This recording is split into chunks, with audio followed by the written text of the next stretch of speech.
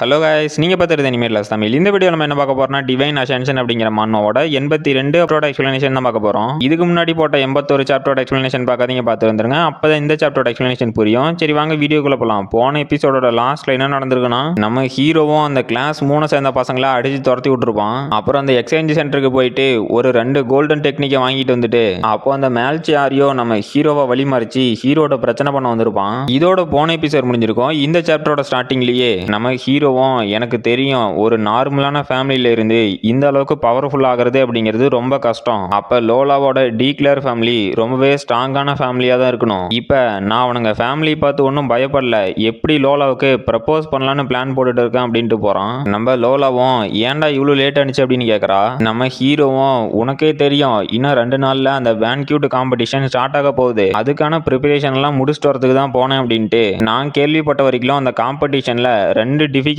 Level இருக்கான், நீ எதை சூஸ் பண்ண போற அப்படின்னு கேட்கறான். லோலாவும் அதை பத்தி நான் என்ன யோசிக்கல, யோசிச்சு சொல்றேன் அப்படின்ட்டு போறா. ஹீரோவும் என்னடா இது, இவ வழக்கத்தை விட ரொம்ப ஸ்ட்ரேஞ்சா நடந்துக்கிறா, இது ஏதோ சரியில்லையே அப்படின்னு சாப்பிட்டுட்டு இருக்கான். அப்புறம் 2 நாள் கழிச்சு அந்த காம்படிஷனும் ஸ்டார்ட் ஆயிருச்சு. அங்க இருக்க ரெஃப்ரியும் இங்க இருக்க ஸ்டூடெண்ட்ஸ் எல்லாம் சீக்கிரமா அரீனாவுக்கு வாங்க அப்படின்னு கத்திட்டு இருக்காரு. நம்ம பிளாக்கும் ஃப்ராஸ்டர் நாங்க இங்க இருக்கண்டா அப்படிங்கிறா.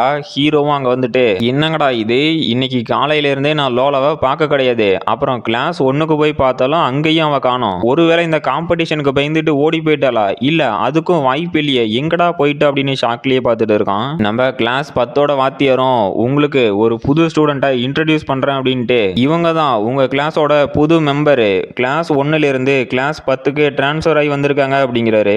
நம்ம லோலாவும் ப்ரொஃபசர் நான் கிளாஸ் டிரான்ஸ்ஃபர் ஆனதுனால உங்களுக்கு நிறைய டீட்டெயில்ஸ் தேவைப்படுமா அப்படின்னு கேட்கறா. அவரும் அதெல்லாம் நான் பாத்துக்கிறேன் அப்படின்ட்டு, அப்புறம் பசங்களா உங்க புது ஸ்டூடெண்ட் இல்ல உங்க புது ஃப்ரெண்டு லோலாவை நல்லபடியா பாத்துவாங்க அப்படிங்கிறாரு. அங்க இருக்கவனுங்களும் என்ன அது டீக்ளேர் ஃபேமிலியை சேர்ந்த லோலாவா அப்படின்னு ஷாக் ஆகுறானுங்க.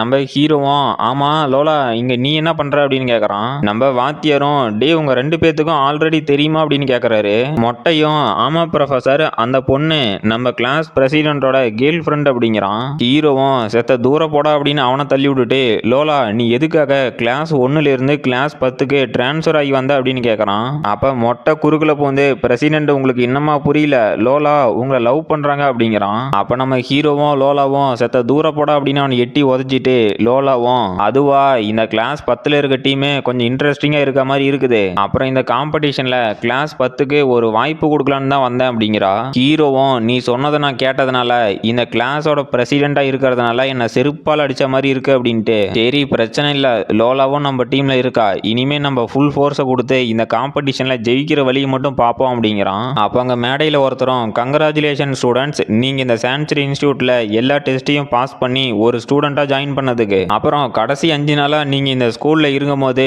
உங்கள் பழைய ஸ்கூலோட ரூல்ஸ் மாதிரியே இதுவும் ஃபெமிலியராக தான் இருக்கும். அப்புறம் என்னோட பேர் ஹேர்வோல்டு இசராய், நான் இந்த சான்ச்சுரி இன்ஸ்டியூட்டோட டீன். அப்புறம் நான் வளவலன்னு பேசாமல் ஸ்ட்ரெயிட்டாக பாயிண்ட்டுக்கே வந்துடுறேன். இந்த பேன்க்யூட் காம்படிஷன் நம்ம சான்ச்சுரி இன்ஸ்டியூட்டில் வருஷம் வருஷம் நடக்கக்கூடிய ஒரு ட்ரெடிஷ்னலான காம்படிஷன், இதை நீங்கள் உங்களோட அடுத்த டெஸ்டா கூட எடுத்துக்கலாம் அப்படிங்கிறாரு. ஹீரோவும் என்னது இசராய் நான் சொன்னாரு, அப்ப அந்த கிரேட் ஸ்பியர்ஸ்மேனான ஈனோ இசராய்க்கு இவர் ஏதோ சம்பந்தப்பட்டிருப்பாரு போல, அப்புறம் நான் அவரை விட்டு இவ்வளவு தூரம் தள்ளி இருந்தாலும் அவர்கிட்ட இருந்து வர எனர்ஜி ரொம்பவே டெரிஃபையிங்கா இருக்கு, கண்டிப்பா ஒரு 9th ஆர்டர் வாரியருக்கு மேலதான் இருக்கணும் அப்படிங்கிறான். அப்போ அந்த டீனோ சரி எல்லாரும் இந்த ஸ்கிரீனை பாருங்க, இந்த டெஸ்ட் நடக்கக்கூடிய 2 ரீஜியன் இதுதான், இதுல ஏதோ ஒரு ரீஜியனை நீங்க சூஸ் பண்ணிக்கலாம், அப்புறம் இந்த போட்டியோட முடிவுல எந்த கிளாஸ் அதிகமான அல்ட்ரா கிறிஸ்டலை கலெக்ட் பண்றீங்களோ அவங்க தான் வின்னரு, அப்புறம் வின்னருக்கு அடிஷனல் பாயிண்ட்டும் வழங்கப்படும், அது மட்டும் இல்லாம வின் பண்ணக்கூடிய கிளாஸுக்கு எக்ஸ்க்ளூசிவான ஒரு டெக்னிக் கார்டு கிடைக்கும், அது இந்த மார்க்கெட்ல எங்கேயுமே கிடைக்காது. சரி உங்களோட ஃபர்ஸ்ட் ரீஜன் என்னன்னா இந்த எம்ரால்டு ஃபாரஸ்ட், இது லொகேட் ஆயிருக்கிறது நம்ம கேம்பஸ்ல இருந்து சவுத் சைடு, இந்த இடத்துல இருக்கக்கூடிய எவாலுடு பீஸ்ட் உங்க லெவலுக்கு கம்மியாவோ இல்ல உங்க லெவலுக்கு ஈக்குவலா தான் இருக்கும், இதோட ரிஸ்க் லெவல் ரொம்பவே கம்மி. அப்புறம் 2வது ரீஜன் நம்ம கேம்பஸ் விட்டு நார்த் சைடுல லொகேட் ஆயிருக்கு,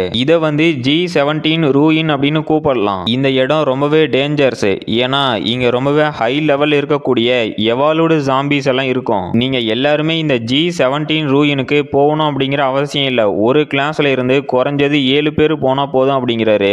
நம்ம கெர்லோஸும் என்ன அது G17 ரூயினா, அங்க போனா நம்ம கண்டிப்பா செத்து போயிடும்டா அப்படிங்கிறான். ஹீரோவும் அந்த இடத்த பத்தி உனக்கு தெரியுமான்னு கேக்குறான். அந்த கெர்லோஸும் ஆமா எனக்கு தெரியும், இந்த இடத்துல இருந்து தான் அந்த எக்ஸ் வைரஸ் இந்த உலகம் ஃபுல்லா பரவ ஆரம்பிச்சிச்சு. அப்புறம் அந்த ஜாம்பிஸ் அழிக்கிறதுக்காக ஒரு எலைட் வாரியர்ஸ் டீம் அனுப்பப்பட்டாங்க. ஆனா அவங்க எல்லாருமே கடைசியில செத்துட்டாங்க. இந்த G70 ரூயின்ல இருக்கக்கூடிய எவலோடு பீஸ்டோட லெவல் வந்து 4th ஆர்டர்ல இருந்து 7th ஆர்டர் வரைக்கும் இருக்கலாம் அப்படிங்கிறான். அப்ப அங்க இருக்க பசங்களும் என்னது 7th ஆர்டர் எவலோடு பீஸ்ட் அப்படின்னு ஷாக் ஆகுறானுங்க.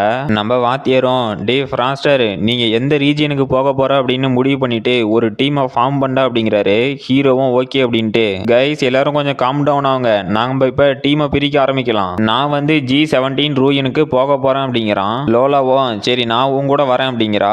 ஹீரோவும் சரி வேற யாராவது என் கூட ஜாயின் பண்றதுக்கு வில்லிங்னஸ் இருக்கா, இது நமக்கு கிடைச்ச ஒரு கிரேட் ஆப்பர்ச்சுனிட்டி, என்னதான் அங்க ரொம்பவே அதிக ரிஸ்க் இருந்தாலும் இதுல மட்டும் நம்ம சக்சீட் ஆயிட்டோம் அப்படின்னா நம்ம கிளாஸோட பேரு எங்கேயோ போயிடும், அப்புறம் நம்மளாலையும் ஈஸியா குரோ ஆக முடியும் அப்படிங்கிறான். அப்ப பிளாக்கும் ஃப்ராஸ்டர் நான் உன் கூட வரேன் அப்படிங்கிறா. அப்புறம் நம்ம மொட்டையும் வரேன் அப்படிங்கிறா. ஒயிட்டும் டெமிட்ரி வரான் அப்படின்னா நானும் வரேன் அப்படின்ட்டு சோகமாவே வரா. ஃபுல்லாவும் அட நான் மட்டும்தான் இன்னும் மீதி இருக்கனா, சரி நானும் வரேன் அப்படின்னு போய் ஜாயின் பண்ணிட்டான். ஹீரோவும் ஓகே 6 பேர் இருக்கோம், இன்னும் ஒருத்தர் வேணுமே அப்படிங்கிறான். கெர்லோஸும் கிளாஸ் பிரசிடென்ட் நானும் வரேன் அப்படின்னு தயங்கிக்கிட்டே சொல்றான். ஹீரோவும் சரி ஓகே எவ்ரி ஒன் நல்லா கேட்டுக்கோங்க, நாங்க அந்த G17 ரூயினுக்கு போறோம், நீங்க அந்த இன்னொரு ஃபாரஸ்ட்டுக்கு போங்க, அப்புறம் யாரும் மறந்துடாதீங்க நம்ம கிளாஸ் தான் டாப் பொசிஷனுக்கு வரணும் அப்படிங்கிறான். அவனுங்களும் ஓகே பிரசிடென்ட் நீங்க கவலைப்படாதீங்க நாங்க எல்லாத்தையும் பாத்துக்கிறோம் அப்படின்னு கத்துறானுங்க. அப்புறம் நம்ம டீமும் அந்த G17 ரூயினுக்கு ஃபிளைட்ல போறாங்க. ஹீரோவும் அந்த கெர்லோஸ உனக்கு என்னடா ஆச்சு அப்படின்னு கேக்குறான். அவனும் நான் ஓகே தான் அப்படின்னு சொல்றான். அப்ப அங்க இருக்க ஒரு சிவப்பு முடியும் அந்த குழந்தை பையன் அந்த G17 ரூயினை பார்த்து பயந்துட்டானா அப்படின்னு சிரிக்கிறான். இன்னொரு பச்சை மண்டையனும் இது அந்த கிளாஸ் 10 கிட்ட இருந்து எதிர்பார்த்தது தானே அப்படிங்கிறான். நம்ம பிளாக்கும் டே கொஞ்சம் அமைதியா இருங்கடா, இல்லனா உங்க 2 பேத்து கதையவும் முடிச்சிருவான் அப்படின்னு கத்தரா. நம்ம கெர்லோஸும் ஆக்சுவலி நான் அந்த G17 ரூயினுக்கு ஆல்ரெடி போயிருக்கேன் அப்படிங்கிறான். நம்ம கிளாஸ் பசங்களும் என்னது நீ ஆல்ரெடி போயிருக்கிய அப்படின்னு ஷாக் ஆகுறானுங்க.